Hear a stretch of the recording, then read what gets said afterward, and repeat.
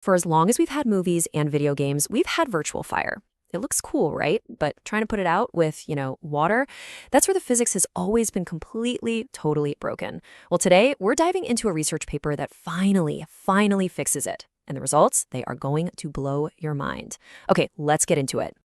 And this quote from the paper just absolutely nails the problem. Old fire simulations, they were all for show. You could dump a whole virtual fire truck's worth of water on them and nothing.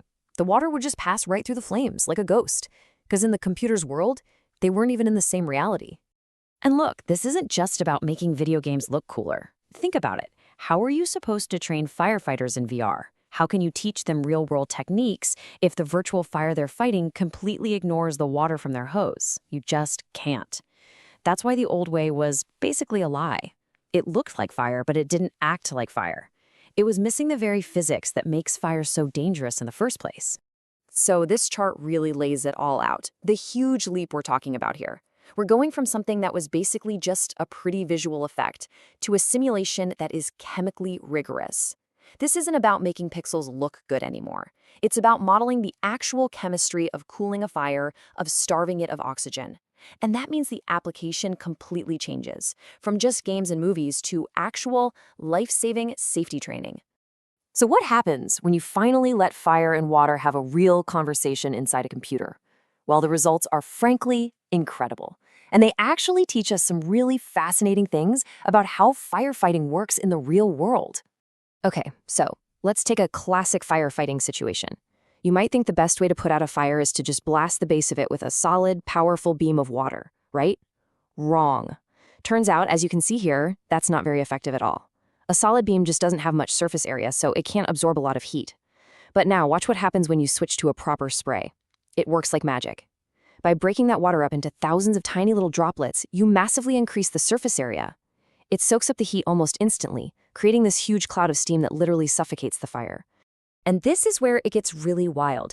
Take a look at the wall right next to that fire. It's not just turning black because of some pre-programmed animation. No. The simulation is actually calculating the formation of soot from incomplete combustion, mind you, and then physically depositing that soot onto the surfaces. So the environment literally develops a memory of being burned, and it's all being figured out in the moment. Okay, hang on. Before I show you this next bit, we need a super quick physics lesson. It's on something called the Venturi effect. The easiest way to get it is to picture a giant truck speeding down the highway. You know how it creates that powerful gust of wind that pulls leaves and stuff along behind it? That pull happens because it creates a little zone of lower pressure. Just remember that. Low pressure pulls things. So what on earth does that have to do with firefighting? Well, check this out. This is a real-world, pretty advanced technique. Sometimes firefighters will actually spray water out of a window away from the fire. Why? The Venturi effect. That high-speed spray creates a low-pressure zone, which acts like a giant vacuum cleaner, literally sucking all the toxic smoke and super intense heat right out of the room. It's absolutely brilliant, and what's unbelievable is that this simulation models it perfectly. I mean, my jaw dropped when I saw this work. All right, get ready for the grand finale, the final boss scene. We've got 3 cars completely engulfed in flames. And this isn't just to look awesome.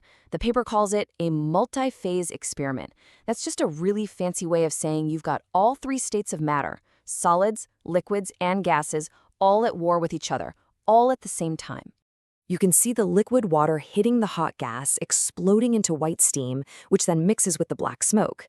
It's this chaotic, beautiful dance of thermodynamics. The water is fighting the fire is fighting the air, the steam is fighting for space. And here's the absolute kicker, the part that makes this a true game changer. All of this unbelievably complex chemistry and physics, it's all being calculated and rendered in real time. I'm speechless. So the billion-dollar question is, how? How is any of this even possible in real time? Well, first things first, let's be clear. This is not AI. This is a story of pure human brilliance and some really, really clever problem solving. And it all starts with building a bridge between 2 totally different digital worlds. See, the fundamental problem that stumped everybody for years is that inside a computer, fire and water speak completely different languages. Fire usually lives on a grid. You can think of it like a giant 3D spreadsheet, calculating things like temperature and airflow in each little box. But water, it's simulated as millions of individual little particles, like tiny grains of sand just floating around. and these two worlds could never talk to each other. So the ingenious solution these researchers came up with was to build a high-speed translator that lives right in between these two worlds. And this translator basically forces them to interact. So when a little water particle flies into a hot grid cell, the translator steps in and says, hey, fire grid, you need to give some of your heat to this water particle now.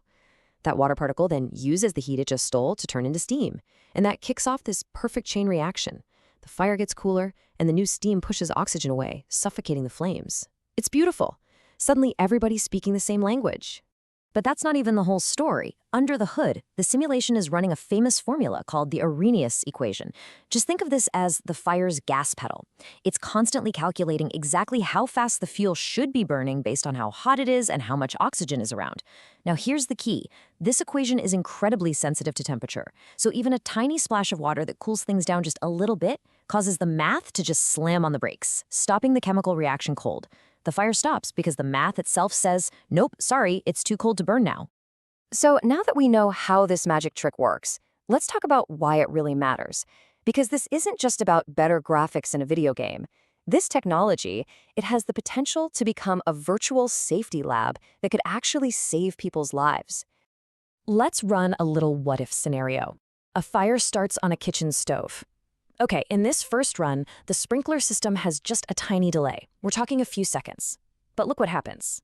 That tiny delay is all the fire needs. It climbs the walls, it engulfs the ceiling, and it fills the entire room with that thick, black, toxic smoke. It's a total catastrophe. Okay, now let's rewind. Run it again. But this time, the sprinkler goes off almost instantly. And just look at the difference. The water spray immediately cools that chemical reaction. The fire is completely out in seconds, turning into nothing more than a harmless puff of white vapor. Just like that, the disaster is completely avoided. This shows you, visually, the life-or-death difference a few seconds can make. And that right there is the whole point. This technology gives us a virtual safety lab, a place where we can test millions of these what-if scenarios. What if the sprinklers are here? What if the walls are made of this? What if the fuel is that? And we can do it all without ever having to burn down a single real house. We can design safer buildings, safer homes, safer everything by rehearsing for disaster in a virtual world. So where does this incredible tech go from here? I mean, it's not perfect yet, but its future potential is just staggering to think about. Of course, there are always trade-offs. To get this to run in real time, the researchers had to make a choice. Right now, the solids in the simulation have to be static. The geometry is fixed. That's why you see those metal cars getting scorched but not melting, or wooden things that don't collapse. For now, that's a fair trade to get that amazing interactive chemistry. But this is where you have to remember what the source calls the first law of papers. Research is a journey, right? It's a process. We shouldn't just look at where this technology is right now. We should think about where it's going to be, just 2 more papers down the line. And you can bet that in 2 more papers, we'll be seeing entire buildings that collapse realistically, or maybe even wildfires that spread through a totally dynamic forest.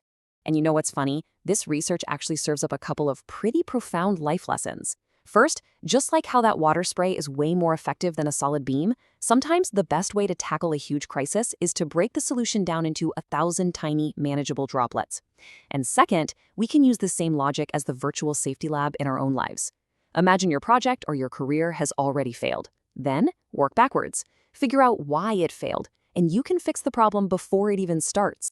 Ultimately, what we're looking at here is a powerful new tool for humanity, a way to rehearse for disaster and design a safer world. It really makes you wonder, now that we can finally simulate fire with this level of accuracy, what complex, dangerous problems should we point this at next?